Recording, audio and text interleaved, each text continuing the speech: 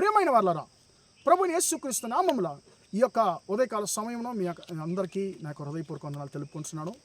ఈరోజంతా కూడా మీరు చేయబోయే అన్ని విషయాల్లో దేవునికి హస్తం మీకు తోడైండి, మీకు జయాన్ని కలుగజేయను గాక. సంఖ్యాకాండము 24వ అధ్యాయము మొదటి వచనం ఇలా సెలవిస్తుంది, ఇశ్రాయేలీయులను దీవించుట యెహోవా దృష్టికి మంచిది అనేటువంటి మాటను మనం చూస్తున్నామండి.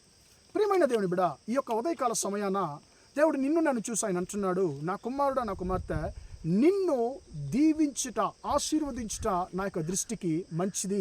నేను నీ యొక్క దీవెనను నేను ఆశించేటువంటి దేవుడును అని దేవుడు అంటున్నాడండి.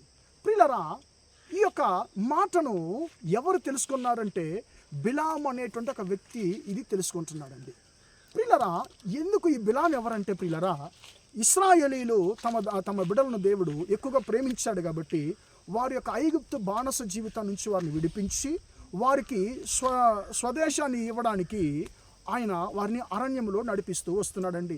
ఒక్కొక్క దేశాన్ని వారు గెలుస్తూ వారు ముందుకు సాగుతున్నప్పుడు మోయాబ్ అనేటువంటి ఒక దేశముకి వీరు సమీపించినప్పుడు ఆ మోయాబు దేశ రాజు అయినటువంటి బాలాగ్ అనేటువంటి ఒక రాజు వీరిని గురించి వినబడుతున్నాడు. వీరితో యుద్ధం చేసి మనం గెలవలేము, వీరిని వేరే ఏదన్నా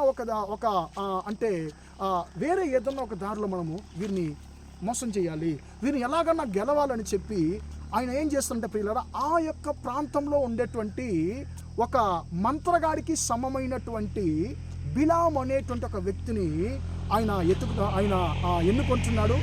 అతనికి ఒక కృపను, అన్యుడైనటువంటి ఆ యొక్క బిలాముకు దేవుడు ఒక కృపనిచ్చాడండి. ఆయన ఎవరినైతే అతడు దీవిస్తాడో వారు దీవించబడతారు, ఎవరైతే అతడు శపిస్తాడో వారు శపించబడుతున్నారు.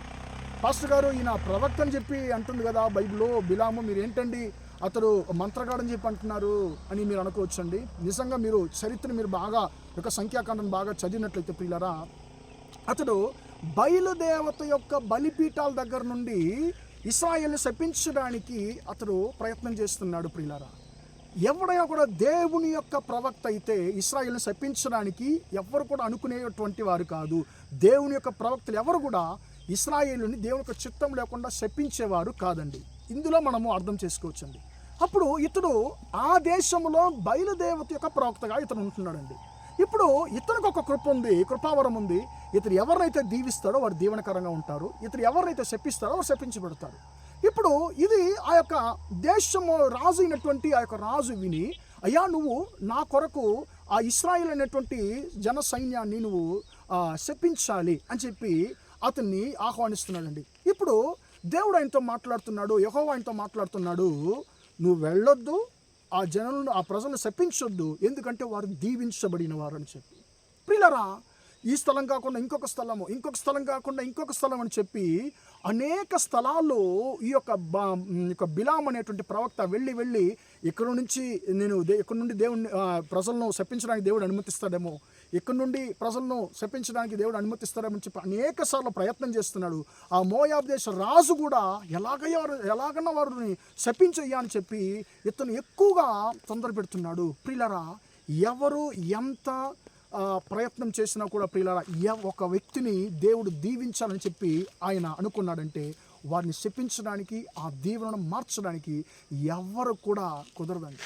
ప్రియమైన దేవుని బిడ్డ, నీ గురించి ఏమన్నా భయపడుతున్నామో, హైగారు మా కుటుంబానికి విరోధంగా ఎవరన్నా ఏమన్నా చేశారేమో, చేతపడులు చేశారేమో, మాంత్రిక్రియలు చేశారేమో, మేము ఏది చేసినా కూడా అది మాకు సక్సెస్ కావడం లేదండి, జయం కలగడం లేదు, అది వృద్ధి చెందడం లేదు, అభివృద్ధి ఏం లేదని చెప్పి మాకు ఏమన్నా చేసి పెట్టుంటారేమో అని చెప్పి వెంటనే మనకు డౌట్ వచ్చేస్తుందండి. ఈరోజు అనేక క్రైస్తవ కుటుంబాల్లో ఈ మాటలు సరదాగా వచ్చేస్తున్నాయండి.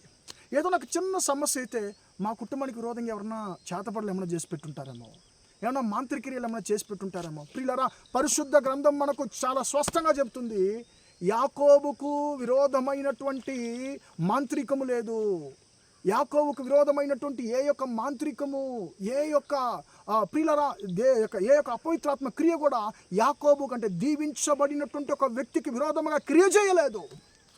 ఎందుకంటే దేవుడు నిన్ను దీవించడానికి ఆయన చిత్తమై ఉన్నాడు కాబట్టి ఆ దీవెనను ఎవరు కూడా ఆపలేరు.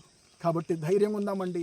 సాతానుడే వచ్చినా కూడా నీ దీవెనను అతడు మార్చివేయలేడు. ఎందుకంటే దేవుడు నిన్ను దీవించడానికి ఆయన చిత్తంగా ఉన్నాడు కాబట్టి మనం ధైర్యంగా ఉందామండి.